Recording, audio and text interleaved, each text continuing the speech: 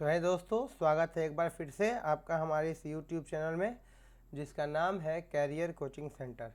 और जैसा कि हम लोग पढ़ रहे हैं नरेशन की कुछ कड़ियों के बारे में, तो हम लोग नरेशन के बारे में और भी अच्छे से समझते हैं और कुछ आज एग्जांपल्स को हल करते हैं और जो भी डाउट होते हैं उन सभी डाउट्स को क्लियर करते हैं।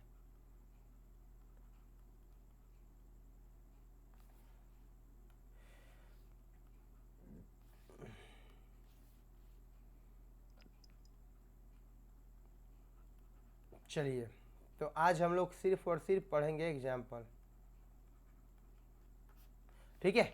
तो कुछ सवाल हम लोग यहाँ पर हल करेंगे और कुछ क्वेश्चंस हम आप लोगों को दिखा रहे हैं। ही सेड टू मी आई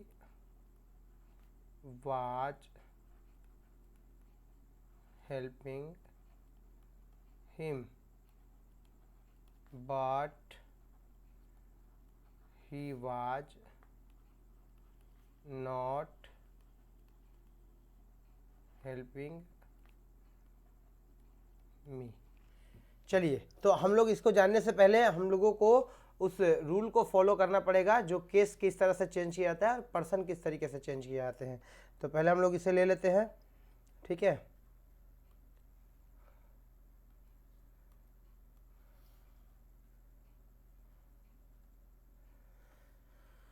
हम लोग इसे यहाँ पे रख देते हैं ताकि समझने में हम लोगों को कोई भी दिक्कत ना हो, ठीक है। और इसे छोटा कर देते हैं।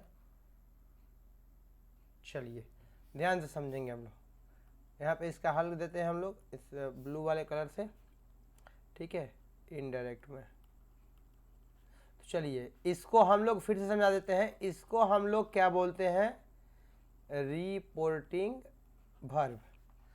और इस पूरे वाले खाने को हम लोग क्या बोलते हैं? इस पूरे वाले को जो इन्वर्टेड कॉमा होते हैं इनको हम लोग बोलते हैं रिपोर्टेड स्पीच। अच्छा, तो यहाँ पर हम लोग ये भी चेंज करते हैं। पर्सन को किस तरह से चेंज करते हैं? तो बेटा सन बटा में 1 2 3। सन बटा में 1 2 3 के बारे में हम लोगों ने क्या पढ़ा था कि फर्स्ट पर्सन किसके अनुसार बदलेगा? सब्जेक्ट के अनुसार। सेकंड पर्सन किसके अनुसार बदलेगा? ऑब्जेक्ट के अनुसार। और थर्ड पर्सन किसके अनुसार बदलेगा? चेंज ही नहीं होगा, ये मतलब एन फॉर नो चेंज, ठीक है। तो चलिए, यहाँ पर दिखाई दे रहा है आपको कि इसको हम लोग कहते हैं रिपोर्टिंग वर्ब और इसको कहते हैं रिपोर्टेड स्पीच। तो हम रिपोर्टिंग वर्ब तो देखने में लगा है, यहाँ पर सेट लगा है, मतलब ये पूरी तरीके से पास्ट में दिखाई दे रहा है आपको।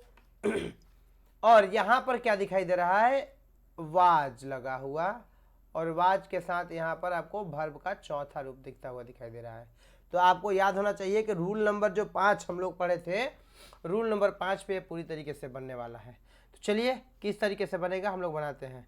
तो क्या है यहाँ पर? ही है, तो हम लोग यहाँ पर देंगे ही।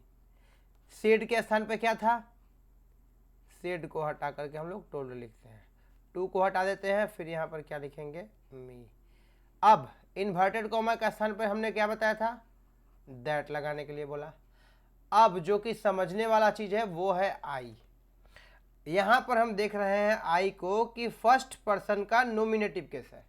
मेरी बात को समझिए, जो जिस केस में रहेगा बदलने के बाद उसको उसी केस में लिखते हैं। जैसे आई कौन से केस में है? नोमिनेटिव केस में।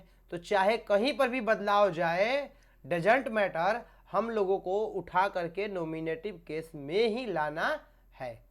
तो चलिए हम देखते हैं आई कौन सा पर्सन है? First person. तो हमने क्या देखा? फर्स्ट पर्सन किसके अनुसार बदलेगा? सब्जेक्ट के अनुसार बदलेगा। तो ये आई है, फर्स्ट पर्सन में आएगा सब्जेक्ट के अनुसार, क्योंकि ये हमारा सब्जेक्ट है, ये वर्ब है और ये क्या है? ऑब्जेक्ट है। तो क्या हो जाएगा? सब्जेक्ट के अनुसार बदलेगा। तो सब्जेक्ट में क्या दिखाई दे रहा है? यहाँ पर ही दिखाई दे रहा है। तो हमने बोला कि आई जो केस में रहेगा, तो आई तो नोमिनेटिव केस में था और बदल के कह रहा है कि ही कीजिए। तो ही भी कौन से केस में है? नोमिनेटिव केस में ही है। अब हमें पर्सन नहीं देखना है कि कौन सा ये पर्सन बन रहा है, बस ये कहा जा रहा है कि आई को चेंज कीजिए सब्जेक्ट के अनुसार। तो सब्जेक्ट में है ही, बस चेक करेंगे कि ही वास्तव में नोमिनेटिव केस में है या नहीं। तो हमने देखा कि यहाँ पर ही है, तो यहाँ पे आई के स्थान पे क्या हो जाएगा? ही।